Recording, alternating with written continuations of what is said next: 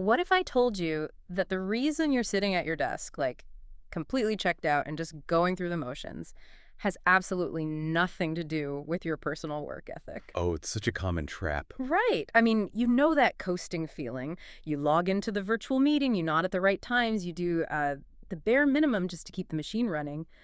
But that internal fire, Yeah, it's gone. totally extinguished. You are entirely disengaged. And usually when we hit that wall, we just blame ourselves, you know? We do. We assume we're burned out. Or we pick the wrong career, or we just lack discipline. But what if the real issue isn't you at all? What if the problem is the invisible design of the environment you're operating in? I mean, we misdiagnose it constantly. Right. When we feel that deep sense of apathy, we always turn inward. Yeah, it's a natural reaction. But the reality is, Uh. human beings are highly responsive to their environments. The unseen structures, the daily routines, even just the way meetings are run, these things act like an invisible algorithm. An algorithm. Wow. Right. And very often, that algorithm is subtly signaling that your full potential, your unique perspective, isn't actually wanted. Ouch. I know. All the system really wants is your quiet compliance. So that brings us to the mission of today's deep dive. We are going to explore how you can break out of that algorithm. Exactly. We want to look at how you move from that state of absolute disengagement, that coasting reality, to a place where you are genuinely reaching your greatest potential. Which is what everyone wants, ultimately. Absolutely. So to do this, we are pulling insights from a really fantastic operational blueprint. It's Minal Bopaiah's book, Equity: How to Design Organizations Where Everyone Thrives. It's such a great resource. It really is. Because what makes this approach so compelling is that it completely sidesteps the usual academic or theoretical musings. It's a highly practical, tactical guide to redesigning the way we work. Yeah, it's entirely actionable, which is pretty rare in this space, to be honest. Right. And the core premise we need to establish right up front is a major paradigm shift. Creating a work environment where everyone feels appreciated and respected. It isn't just about doing the right thing from some, abstract moral standpoint. Right. It's not just a feel-good exercise. No, not at all. It is the fundamental mechanism for unlocking an organization's true potential. When people operate in a system that genuinely sees them, they don't just feel warmer and fuzzier. They perform exponentially better. They get better ideas. Better ideas, much faster problem solving, and a massive drop in turnover. Okay, let's unpack this, because if we want to build that thriving, high-performance workplace, we have to start by figuring out what's currently breaking it down. Exactly. Have to find the cracks. Right. I mean, it's like inspecting a house. You can't fix a crumbling wall if you don't realize there's a huge invisible crack in the foundation. And that brings us to the first major hurdle, which is recognizing systems of inequity. And that's precisely where the real work begins. The underlying principle here is that we can't just wait for massive, glaring problems to show up. Right. We have to actively audit our everyday systems for hidden biases. So we're talking about the deep routine stuff. Yes, the processes that govern daily corporate life. You need to look critically at how performance evaluations are weighted, or how hiring procedures are structured. Even just team meetings, right? Especially standard Tuesday morning team meetings. Yeah. The key diagnostic question the source tells us to continually ask is this: are certain voices always more audible than others? Man, that question really stops you in your tracks. Are certain voices always more audible? But, well, actually, let me jump in and push back on this a little bit. Go for it. Because it's incredibly easy for an author or a consultant to say, hey, let's just identify our obstacles and uncover our hidden biases. Yeah. But let's be real about human nature. If you walk into a room and tell a team, hey, guys, we're going to examine your biases today, everyone's immediate reaction is to freeze up. Oh, they get intensely defensive. Right. They feel like they're walking into a trap or some sort of, I don't know, corporate witch hunt. So how do you actually pull this off in the real world without putting everyone on high alert?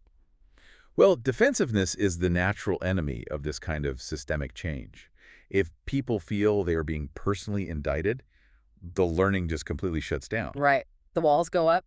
Exactly. Hmm. So the way you bypass that defensiveness is by shifting the focus from a personal audit to a systems audit. Okay, a systems audit. Right. You bring the team together, but you consciously design the space so it's deliberately safe. What does that actually mean, though, in practice? It means you aren't springing this conversation on people during a high-stress quarterly review when their bonuses are on the line. Oh, yeah, that would be terrible. Right. Hmm. Instead, you frame the dialogue around friction in the workflow rather than personal moral failings. You ask things like, where is our current process slowing us down? Or, who might we be forgetting to include when we make this specific type of decision? Oh, I see. So if I'm understanding this, you're taking the heat off the individual and putting it entirely on the process. Precisely. It's not, Bob, you're biased. It's, hey, team, does our current brainstorming format accidentally favor the loudest people in the room? Yes, when you acknowledge these structural flaws openly, Yeah. and you treat them as mechanical bugs to be fixed rather than, personal sins to be punished, morale absolutely soars. Because it's a shared problem now, right? Exactly. People realize they aren't crazy for feeling overlooked. They were just fighting a badly designed system. Mm-hmm. And when you remove those hidden frictions, the immediate result is vastly improved collaboration. Let's bring this to life with a scenario from the source that really illustrates the payoff here.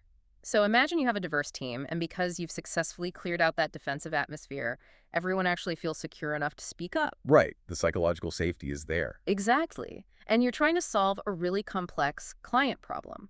One person tosses out a strategy drawn from a completely different industry they used to work in. Then another person chimes in and tweaks that idea using a highly inventive solution that stems directly from their unique cultural background. I love this example. It's so good. Yeah. Suddenly, these two completely disparate concepts collide into a brilliant, entirely original strategy. And that strategy literally could not have been generated if either of those people felt their perspective wasn't wanted. That right there is the compounding interest of equity. Yeah. You aren't just adding different bodies to a room. Right. You are mathematically multiplying the number of perspectives available to solve complex problems. Multiplying, not just adding. That's a great way to put it. But achieving that multiplier effect, it requires intense intentionality. Once you've identified that your current system is rigged or broken, you can't just apply a temporary patch. Right. You don't just put a piece of tape over a check engine light and keep driving. You have to get under the hood and fundamentally redesign the engine. And that brings us to the concept of designing for inclusion. There's an acronym introduced in the source that acts as a really powerful architectural framework, and it's IDEA. IDEA. Right. That stands for Inclusion, Diversity, Equity, and Access. It's a vital framework. Mm-hmm. And the sequence of those specific words, it is not accidental. The order matters immensely. Let's hover on that for a second, because that's a massive point. Why does the sequence matter? Like, why does inclusion absolutely have to come before diversity? Well, because if you reverse them, you create a very expensive, very damaging trap. How so? If you focus on diversity first, meaning you just aggressively recruit people from underrepresented backgrounds, but your internal culture isn't actually inclusive, what happens? They probably don't stick around. Exactly. Those new hires arrive, they feel marginalized, their working styles are dismissed, and they leave in 6 months. You've just built a revolving door. Oh, wow. Yeah, you have to build the inclusive infrastructure first so that when diverse talent arrives, they actually want to stay. I was thinking about it like user experience design in software. If you're building a new app, you don't invite a million diverse users to beta test it if the interface is completely hostile and impossible to navigate. Right, that would be a disaster. You design the navigation, the accessibility, and the user flows before you invite them in. And it's the same with an organization. You can't just slap a fresh coat of paint on a toxic culture by hiring a few diverse faces. The equity has to be coded into the actual structural design. What's fascinating here is how this completely shifts the paradigm from passive hope to active architecture. Right. You aren't just hoping equity magically happens because you hire different people. You are engineering it. And the actionable step here is to map out your current procedures.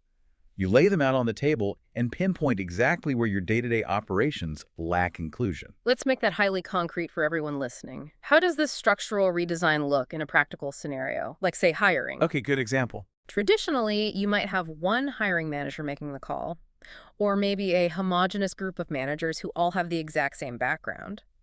But the structural redesign replaces that with a hiring panel deliberately made up of individuals with highly diverse experiences. And we need to look at the exact mechanism of why that works. It's about introducing cognitive friction. Wait, cognitive friction? What does that mean in a room? Well, when a homogeneous panel interviews a candidate, you get false consensus.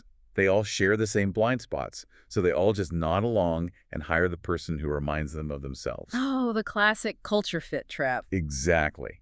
But a diverse panel forces friction. Yes, because if one panelist dismisses a candidate by saying, I don't know, they just didn't feel like a good culture fit, another panelist with a different background can immediately challenge that. Right. They can say, wait, is it really a culture fit issue? Or are they just communicating their achievements in a style we aren't used to? Precisely. You are standardizing cognitive friction as a quality control mechanism. That is so smart. By engineering a process where biases are caught and neutralized by the diversity of the panel itself, you ensure fair judgment, and as a direct result, you end up hiring the absolute greatest talent available in the market, not just the most familiar. But of course, you can build the most structurally sound, perfectly equitable process in the world, and it will still fail if the people running it have a top-down authoritarian mindset. Oh, completely. A brilliant system run by a terrible manager is still a disaster.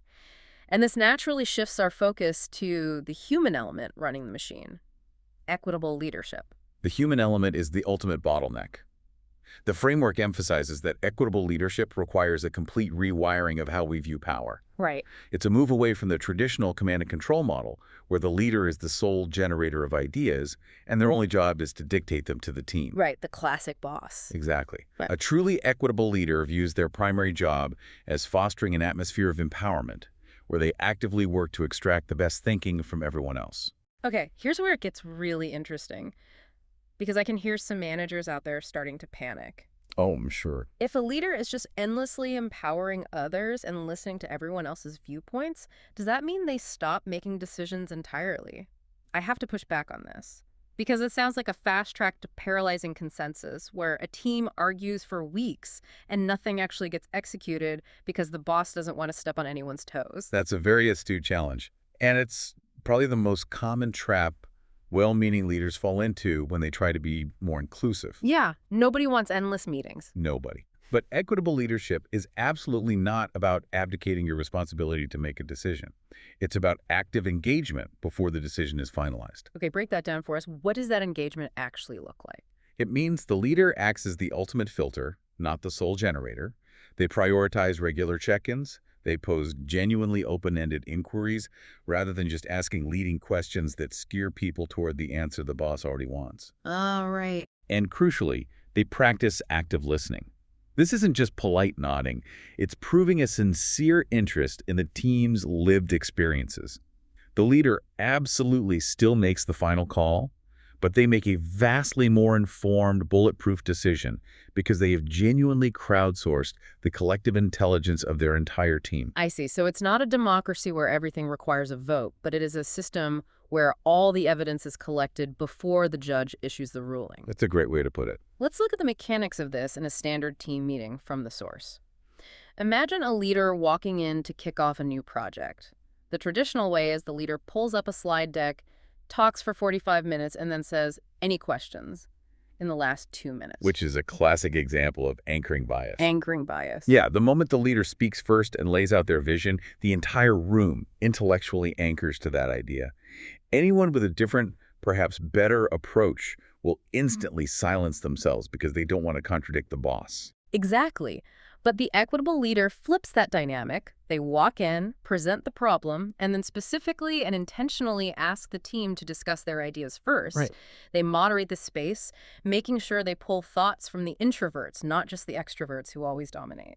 And that achieves two critical things simultaneously. First, it completely neutralizes that anchoring bias, which means you uncover highly creative, divergent ideas that would have otherwise remained hidden. And the second thing? Second, by refusing to dominate the conversation, the leader is actively modeling what inclusion looks like.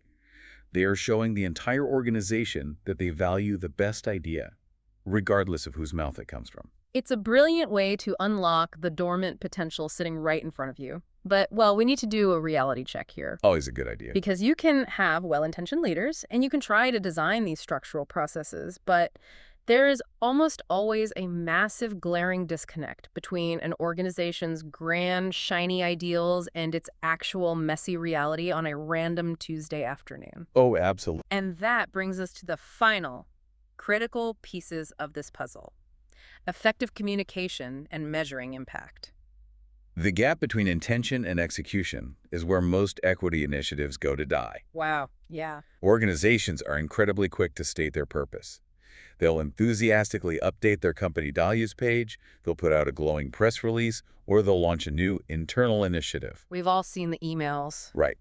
But they utterly fail to connect that stated purpose to rigorous, measurable action. It reminds me of buying a high-end fitness tracker. You go out, you buy a $300 piece of tech, you strap it to your wrist, and suddenly you feel like an athlete. Yep, the illusion of progress. Exactly. You've successfully established the intention of fitness, but wearing the tracker doesn't burn a single calorie if you don't actually get off the couch and do the grueling work of exercising. The physical action has to match the expensive accessory. So what does this all mean for closing that gap in a corporate environment? How do organizations actually start sweating? To close that gap, you have to replace executive guesswork with hard data. You can't fix a problem you haven't accurately diagnosed. Makes sense. The methodology here requires pinpointing the precise hidden obstacles your people are facing using rigorous tools like, anonymous employee surveys and carefully facilitated focus groups. So you actually have to ask them. Yes, you gather that unvarnished, sometimes uncomfortable feedback, and then you build highly targeted, workable plans based specifically on what the data told you, not on what leadership assumed was the problem. Let's look at a concrete example of closing this gap. Say a company realizes their hiring pipeline is entirely homogeneous. They just aren't drawing in diverse talent. The old way, the intention without execution way, would be for leadership to sit in a closed boardroom, guess why it isn't working, and maybe just throw more money at the exact same job boards. Right, which changes absolutely nothing. But the actionable, equitable way, they go straight to the source. They consult their existing employees from diverse backgrounds and ask, where is the friction in our outreach? How can we do this better? And they listen to the answers. Yeah. And based on that actual feedback, they develop completely fresh outreach programs, maybe partnering with different professional associations or universities. By taking proactive measures based on real input, they prove their dedication. They aren't just philosophizing about equity, they are operationalizing it. If we connect this to the bigger picture, this is where absolute transparency becomes the glue that holds all of this together. The transparency part is huge. It's arguably the most vital lesson for making this stick. When an organization decides to implement these structural changes, you can't just quietly roll them out in a hidden HR policy update that no one reads. Oh, I hate those. Right. Everyone in the organization has to comprehend exactly what the changes are, and far more importantly, why they matter to the health of the business. Because if people don't understand the underlying why, they're just going to view the new policy as another annoying bureaucratic hoop to jump through, right? It just becomes extra paperwork. Exactly. Without the why, change just breeds cynicism. Transparency is how you respect the intelligence of your workforce. When you communicate relentlessly across multiple platforms like team meetings, internal updates, town halls, you educate your staff. Right. And that education is what drives buy-in. It fosters a deep, reciprocal trust that inspires everyone to actively participate in the new system. I love the town hall scenario used in the source to illustrate this because it shows how a leader can truly land the plane. It's a great example. Picture a CEO introducing all these new equity metrics to the whole company. They don't just stand behind a podium and dryly read a memo drafted by the legal team. No, that never works. Yes, they bring the hard data from the surveys, but they combine those facts with authentic anecdotes from their own life or stories gathered from the staff. And we should explain the psychology of why that specific combination is so potent. Hard data engages the prefrontal cortex. Yeah. It proves the problem is mathematically real. But if you only use data, people will often try to argue with the numbers. However, personal stories engage the emotional centers of the brain. You can argue with a statistic, but you can't argue with a person's lived experience. That's a profound point. By combining the two, the leader isn't just educating the staff's minds, they are deeply motivating their hearts to accept and champion the change. They make the abstract, sometimes sterile concept of corporate equity incredibly human and deeply resonant. That is the hallmark of an organization that understands that this isn't a compliance exercise. It's a fundamental cultural transformation. And real transformation always requires both the head and the heart. It really does. So let's take a step back and look at the incredible ground we've covered today. If you're sitting there right now listening to this and you recognized yourself in that disengaged, checked-out worker we described at the very beginning, the path to breaking out of that algorithm is actually incredibly clear. It starts with actively auditing your environment to recognize those hidden systemic biases. It moves into redesigning those procedures using the IDA sequence building inclusion first so diversity can thrive, creating true equity and access. Right. It requires demanding equitable leadership that neutralizes anchoring bias by genuinely listening before deciding. And finally, it demands transparent, data-driven communication that closes the massive gap between good intentions and actual reality. It's a comprehensive, interlocking blueprint, Mm-hmm. and it reinforces a hard truth. This work isn't a one-time project. It requires continuous, deliberate effort across every single level of the organization. Absolutely. And to you, the listener, we want to leave you with one crucial takeaway as we wrap up. Embracing this isn't just about checking a box or doing the right thing so you can sleep better at night. Not at all. This is a highly tactical, proven approach to seeing immediate, tangible improvements in your professional life. It's about identifying and dismantling the artificial, invisible barriers that are actively holding you and your team back. When you fix the system, you finally unlock the ability to realize your greatest potential. Before we go, I want to leave you with one final thought to mull over. We spent a lot of time today talking about mapping your organization's overarching structures to find inequity. Yeah. But if you were to rigorously audit your own daily routine, your calendar, your inbox, your quick catch-ups, what invisible design choices are dictating whose voices you hear the most throughout your day? Oh, that is a fantastic, slightly uncomfortable question to carry forward into your week. Thank you so much for joining us on this deep dive. We hope you take these tactical insights, examine your own systems, and start designing an environment where everyone, especially you, can truly thrive. Until next time, keep questioning the algorithm, keep redesigning, and keep diving deep.